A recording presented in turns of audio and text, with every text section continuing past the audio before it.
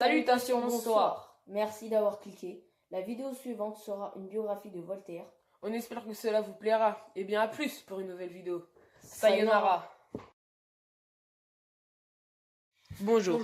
Aujourd'hui, on va vous parler d'un personnage historique. Se nommant Voltaire. Voltaire était un écrivain philosophe virtuose reconnu ainsi qu'une figure emblématique de son époque. Tout au long de sa vie, il a réalisé bon nombre d'œuvres et ses premiers succès littéraires se font vers 1718. Voltaire est né le 21 novembre 1694 et il est mort le 30 mai 1778 à 83 ans dans la ville de sa naissance. Il perd sa mère à l'âge de 7 ans et il lui reste comme frère aîné Armand Arouet.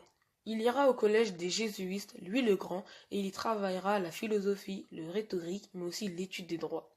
Voltaire voulait être un homme de lettres et non avocat. Son père, quant à lui, était un notaire parisien et il était contre cette idée qu'il jugeait absurde. Il pensait même qu'il ne pourrait pas tenir sa plume. Malgré cela, il optera quand même pour une carrière de lettres, contre la volonté de son père. Plus tard, Voltaire sera accusé à tort d'avoir rédigé de courts écrits satiriques contre le régent Philippe III d'Orléans.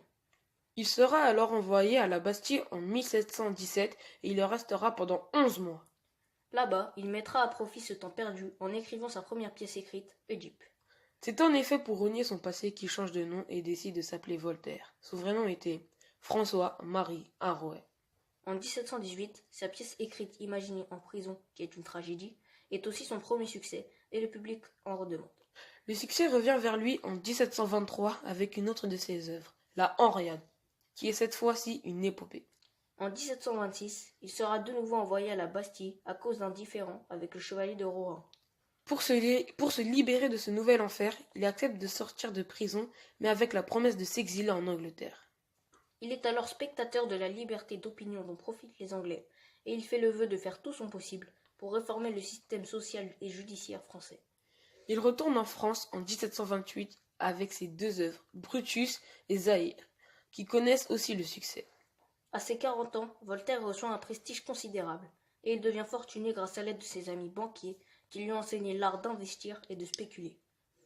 Grâce à cette assise financière, il pourra alors quitter le pays à tout moment en cas de problème.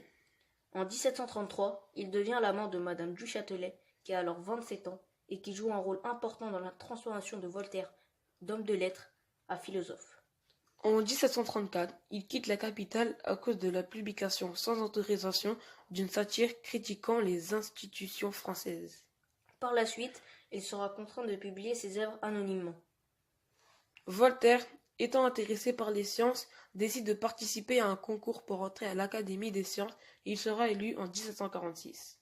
En 1750, Voltaire part à Berlin et reste pendant 3 ans au cours desquels il obtiendra une pension de 20 000 livres.